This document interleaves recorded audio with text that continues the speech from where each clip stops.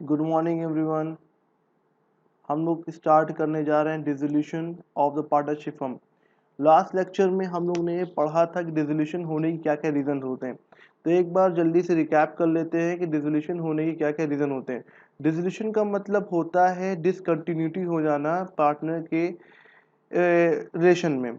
ठीक है, और इसमें दो चीज़ें होती हैं। पहली चीज़ें होती है डिसकंटिन्यूटी और पार्टनरशिप। पार्टनरशिप फर्म एग्जिस्ट करती है, लेकिन पार्टनरशिप जो होते हैं, पार्टनर जो होते हैं वो एग्जिस्ट नहीं करते हैं। इसमें सिर्फ पार्टनरशिप का रिलेशन ही क्या होता है, खत्म होता है, लेकिन पार्टनरशिप फर्म कंटिन्यू रन करती रहती है। जैसे कि यहाँ लिखा है existing relation between the partner but the firm may be continue it continue the business as before. तो वो अपने बिजनेस को बिफोर जैसे पहले था वैसे ही कंटिन्यू रखता है पार्टनरशिप फर्म। और डिसकंटिन्यू पार्टनरशिप इसमें होता है, इसका मतलब होता है एग्जिस्टिंग से पार्टनरशिप जो है इसमें पार्टनरशिप का रिलेशन खत्म होता है, लेकिन फर्म एग्जिस्ट करती है। तो the existing relation between the partners but the firm may be continue it business as before. Business continue रहता है, लेकिन फर्म का जो पार्टनर रिलेशन होते हैं वो हमारे डिस्प्यूट्स हो जाते हैं, उसमें कुछ दिक्कतें आती हैं, तो पार्टनरशिप का रिलेशन खत्म हो जाता है। ये किन किन रीजन से होता है ये मैं आपको बताता हूँ। पहला देखिए क्या है, द एक्सपल्जन्स ऑफ अ पार्टनर्स। पहला, the in case profit sharing ratios, the profit sharing ratio हमारा पार्टनर का चेंज हो जाए। The admission of new partners, तो एडमिशन होने की वजह से न्यू पार्टनर एडमिट हो गया, तो दूसरा पार्टनर एग्री नहीं था तो उसे छोड़ चला गया, या कोई रीजन हो सकता है। रिटायरमेंट हो जाए पार्टनर का, डेथ हो जाए पार्टनर का, इंसॉल्वेंसी हो जाए पार्टनर का, या expiry of the period of partnership. In that reason की वजह से पार्टनरशिप जो होती है रिलेशन कंटिन्यू नहीं रहती है, लेकिन पार्टनरशिप फर्म कंटिन्यू रहती है। सेकेंड पॉइंट में हम लोग को ये देखा था, हम लोगों ने ये देखा था लास्ट लेक्चर में कि डिसोल्यूशन ऑफ पार्टनरशिप फर्म का होना, मतलब कि यहाँ पे क्या होता है कि it dissolution of the firm means dissolution of partnership among all the partners in the firms। ठीक है, in that case business of the firm also come to an end। Business भी इसमें खत्म हो जाता है पार्टनरशिप के रिलेशन के साथ साथ। ये हम लोगों ने देखा था। अब ये किस रीजन होता है, एक होता है कि इसके अंदर क्या रीजन होता है कि case of dissolution of the partnership firm के डिसोल्यूशन होने के पीछे क्या रीजन है। तो डिसोल्यूशन विदाउट इंटरवेंशन, मतलब कि कोर्ट का कोई दखलंदाजी नहीं होती, तो उस वजह से उस केस में भी डिसोल्यूशन फर्म का हो जाता है। और उसके पीछे क्या रीजन था, पार्टनर का एग्रीमेंट हो जाए, या एग्रीमेंट के तहत पार्टनर मिल करके एक एग्रीमेंट कर लेंगे भाई अब कंटिन्यू नहीं करना है, बिजनेस खत्म करते हैं। तो इन दैट सिचुएशन भी हमारा बिजनेस जो पार्टनरशिप का होता है वो खत्म हो जाता है। ठीक है, रिलेशन भी और फर्म भी। कंपल्सरी डिसोल्यूशन हो जाना सेक्शन 41 के तहत। सेक्शन 1 का कंपल्सरी डिसोल्यूशन किन वजह होता है, इंसॉल्वेंसी हो जाए पार्टनर की, या बिजनेस कंटिन्यू लॉस में चला रहा है, तो in that situation partners continue अपने बिजनेस को नहीं कर पाते हैं और मिलकर ये फैसला करते हैं कि बिजनेस को कंपल्सरी डिसॉल्व कर दिया जाए। कंसेंट, मतलब कि अगर कोई, ये भी फ्री कंसेंट होता है जब पार्टनर्स होते हैं आपस में मिल करके अपनी रजामंदी से, ठीक है, बिजनेस को कंटिन्यू ना कर पाए। ये सेक्शन 40 ये भी होता है, सेक्शन 40 ये भी होता है। एग्रीमेंट और कंसेंट एक ही चीज होती है नियर अबाउट। ठीक है, आज के लेक्चर में जो हम लोग पढ़ने जा रहे हैं वो है कि डिसोल्यूशन के वक्त में अकाउंट का सेटलमेंट कैसे किया जाए। तो हम लोग क्या पढ़ने जा रहे हैं, मेन हम लोग को जो आज का टॉपिक है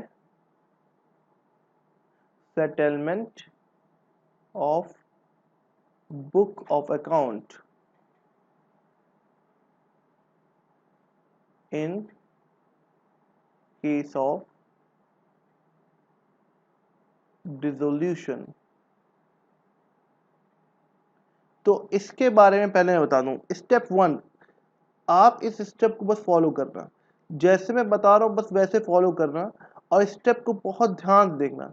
स्टेप वन में ही उसको बताता हूं। स्टेप वन क्या होता है, बैलेंस शीट हमारी दी होगी, हर फर्म की ईयर एंडिंग में बैलेंस शीट दी होती है। अब फर्म कंटिन्यू नहीं रहेगा तो उसकी बैलेंस शीट का होने का भी कोई फायदा आगे है नहीं। तो हम लोग पहले स्टेप में क्या करेंगे, बैलेंस शीट से सारी चीजें ट्रांसफर करेंगे। तो transfer all assets and liability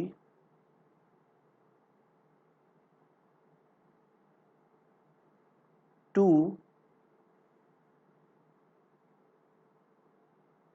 their respective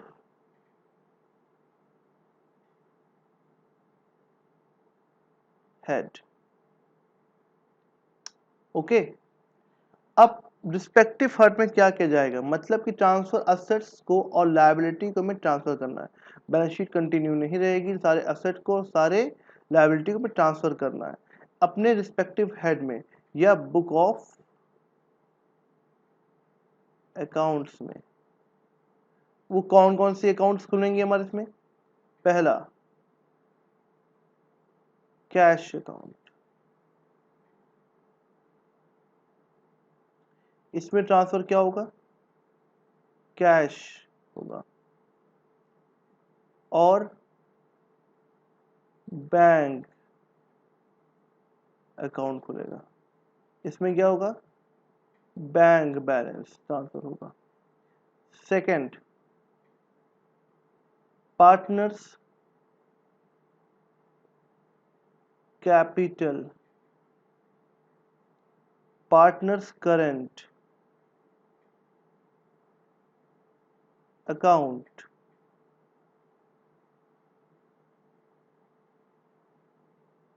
and profit and loss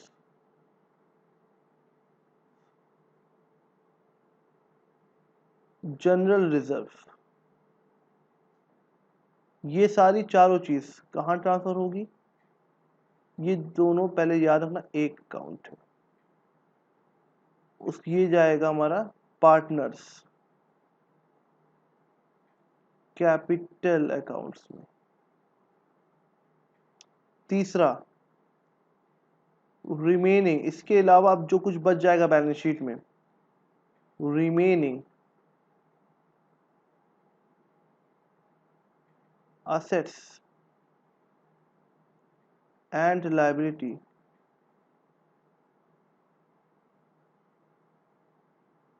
transfer to realization, transfer to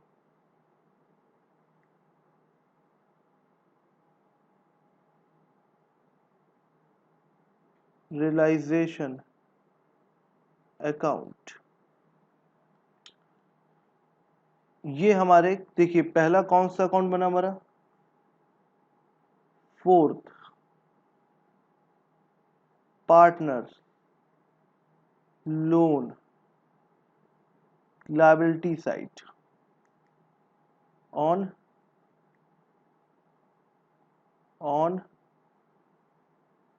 liability side transfer to partners loan account, loan account. पहला, जितने भी कैश और बैंक बैलेंस होंगे वो हमारे एक नए कैश, जितने भी कैश अकाउंट और बैंक अकाउंट ओपन होगा पहला मेरा, उसमें कैश और बैंक का जो बैलेंस शीट में दिया होगा वो ट्रांसफर होगा। पार्टनर्स बैलेंस शीट में जो पार्टनर कैपिटल या बैलेंस शीट में पार्टनर करंट या दोनों दिया हो और पीएल दिया हो, ठीक है, क्रेडिट या डेबिट, ठीक, जनरल रिजर्व दिया हो, वो ट्रांसफर होगा पार्टनर्स कैपिटल में इन देयर रेशियो। उसके बाद तीसरा, इसके बाद जो कुछ बच जाता है बैलेंस शीट पे, रिमेनिंग एसेट्स एंड लायबिलिटी, वो ट्रांसफर होगा रियलाइजेशन अकाउंट्स में। उसके बाद बैलेंस शीट में हमारा पार्टनर्स लोन अकाउंट दिया है लायबिलिटी साइड में, ठीक है, लायबिलिटी साइड में, देन वो ट्रांसफर कहाँ होगा, partners loan account.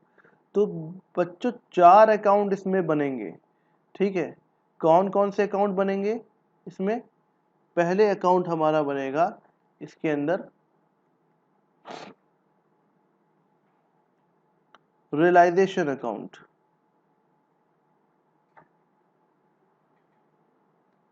Second account इस पे जो बनेगा partners capital account.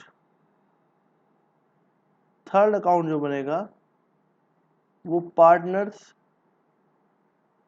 Loans account. Fourth account जो से बनेगा वो क्या बनेगा, बैंक ऑब्लिक कैश अकाउंट, या हम इसकी जगह डबल कॉलम कैश बुक बना सकते हैं। ठीक है, तो ये चार अकाउंट हमारे मेजर बनते हैं। हमने इससे अभी पार्टनर कैपिटल में क्या क्या जाना है मैंने बता दिया। पार्टनर्स की कैपिटल, पार्टनर्स का current account, current balance, general reserve, PL credit, ये सब किस में जाएगा, पार्टनर कैपिटल अकाउंट में जाएगा। कैश अकाउंट में जो बैलेंस शीट में असेट साइड में कैश बैलेंस या बैंक बैलेंस होगा, ये दोनों कहाँ जाएगा, बैंक या कैश अकाउंट में जाएगा। इसके अलावा जो कुछ बच जाएगा बैलेंस शीट में वो कहाँ ट्रांसफर होगा, रियलाइजेशन अकाउंट में ट्रांसफर होगा। ठीक है, और लोन पार्ट बैलेंस शीट में अगर पार्टनर्स लोन क्रेडिट साइड में दिया है तो लोन अकाउंट ओपन होगा। तो चार अकाउंट हमारे इसमें बनते हैं। अब हम लोग आगे बात करते हैं notes. all the assets, all transfer will be at book value। किस पे जाएगा, बुक वैल्यू। बुक वैल्यू मतलब जो बैलेंस शीट में अमाउंट लिखा रहेगा उसी पर हम लोग ट्रांसफर करेंगे अपने रिस्पेक्टिव हेड में, जो कि ये चार अकाउंट्स ओपन होंगे तो उसमें हमको सिर्फ पुट करने हैं वैल्यूज को उसी पे। Notes, profit and loss,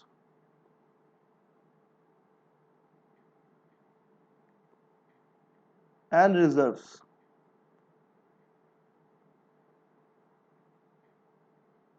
will be shared by partner in profit sharing ratio. जो भी इनका रेशियो होगा ऑब्लिक ओल्ड रेशियो, जो भी इनका रेशियो दिया रहेगा। Notes, if profit sharing ratio is missing assume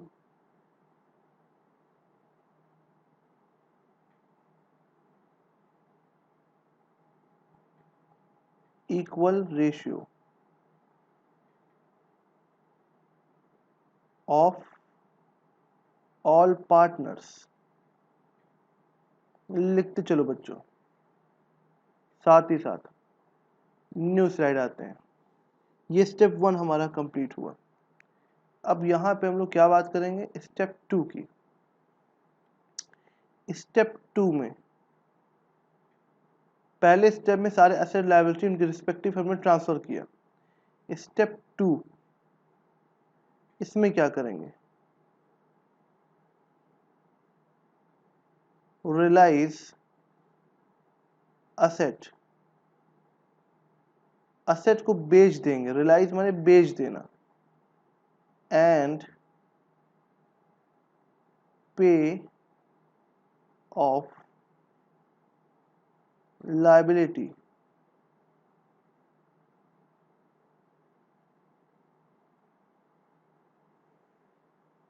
journal entry क्या होगी, सेल ऑफ असेट्स की।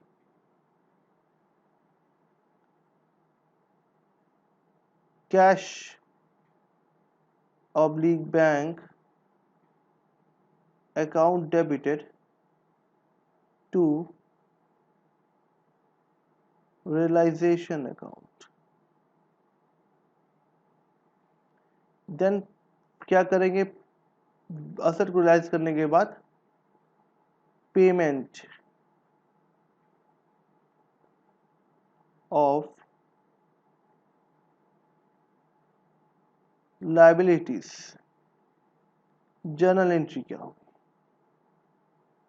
Realisation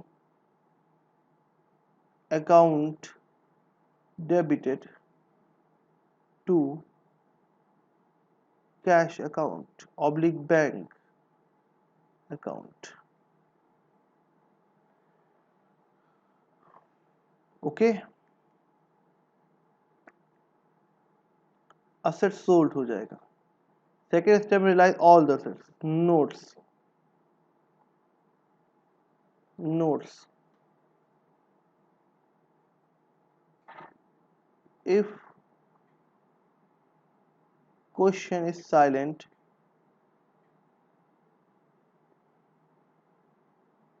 regarding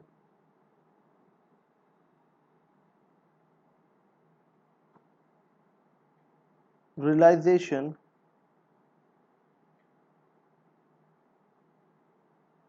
of assets assumed nil realization. अगर उस असेट को लेकर के कोई सेल्स के बारे में कुछ नहीं कहा सकता तो हम ये मान लेंगे असेट बिका ही नहीं.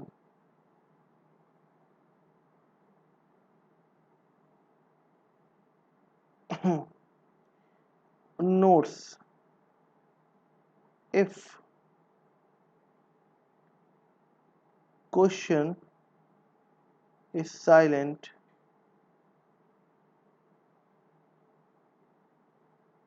regarding payment of liability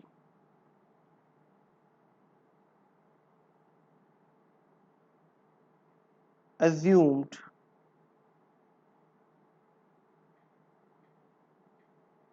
make full payment.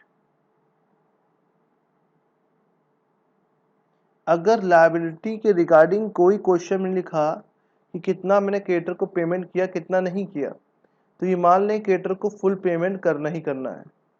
लेकिन असेट के केस में क्या है, जब तक क्वेश्चन मेंशन नहीं करेगा कि असेट ये वाला बिका है कि नहीं बिका है हम ये नहीं मानेंगे कि असेट बिक गया है. असेट क्वेश्चन में लिखा है कि असेट बिका और जो जो असेट बिका बस वही असेट को मानेंगे कि वही असेट हमारा बिका है. अदरवाइज कोई और असेट हमारा बिका नहीं है. लेकिन अगर लायबिलिटी कोई पेमेंट आउटसाइडर या थर्ड पार्टी को करना है, ठीक है, और उससे रिलेटेड क्वेश्चन में कोई एडजस्टमेंट नहीं दिया है तो हम ये मान लेंगे कि 100% उनको पेमेंट करना है. ठीक है, अब ये हमारा नोट्स थर्ड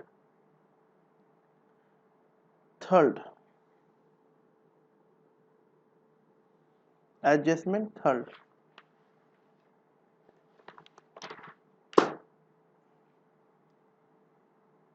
अब हम लोग क्या पढ़ रहे हैं, एडजस्टमेंट हमारा step 3. Now step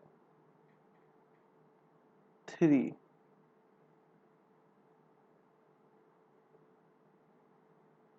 payment of realization expense. Entry होगी realization expense account debited to cash, realization being expense paid. Realization account follow करता है नॉमिनल रूल को जो कि 11th में आप लोगों ने कवर किया है. डेबिट में एक्सपेंस, क्रेडिट में income and gain. Last step 4 pack up accounts, पहले सबसे पहले close realisation accounts, its profit, its profit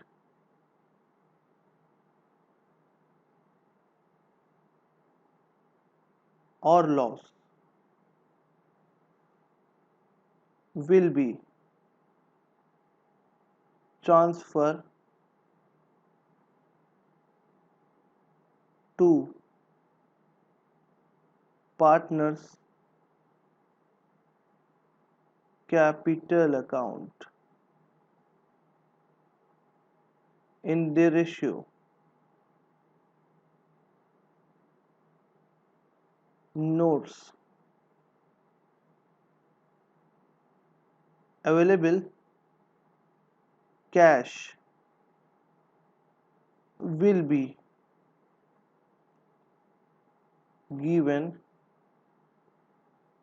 to partner in final balance ratio.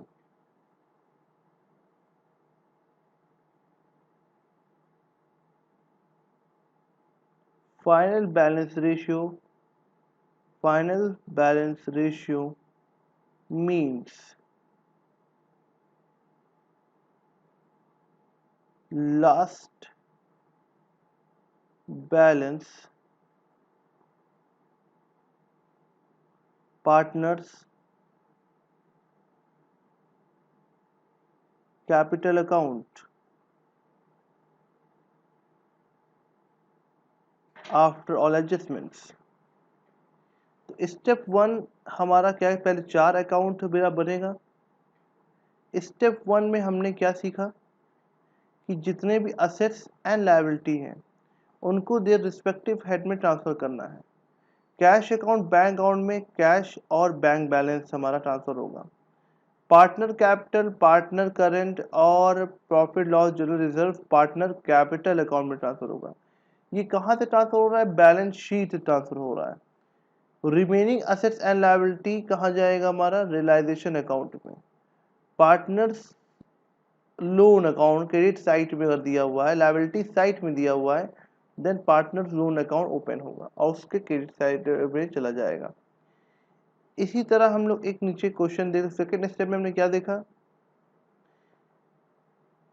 Realise all the assets, बेच देना, ट्रांसफर के बाद बेचेंगे और जो पैसा आएगा उससे पेमेंट करेंगे लायबिलिटी का।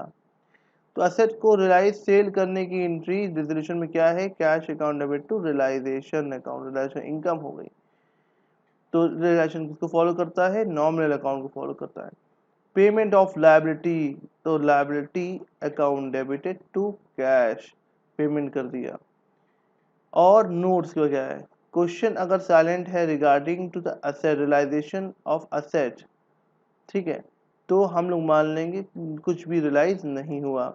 लेकिन वही क्वेश्चन अगर साइलेंट है regarding to payment of liability, तो मान लेंगे कि फुल पेमेंट करना है हमें, ठीक है, और पूरा पेमेंट कर देंगे।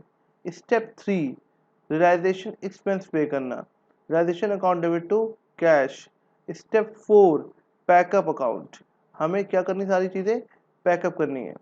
पहले हम लोग क्लोज करेंगे रियलाइजेशन अकाउंट, फिर पार्टनर कैपिटल अकाउंट, फिर उसके बाद partner loans account and last में बैंक अकाउंट क्लोज होगा, ठीक है। पहले रियलाइजेशन अकाउंट क्लोज होगा,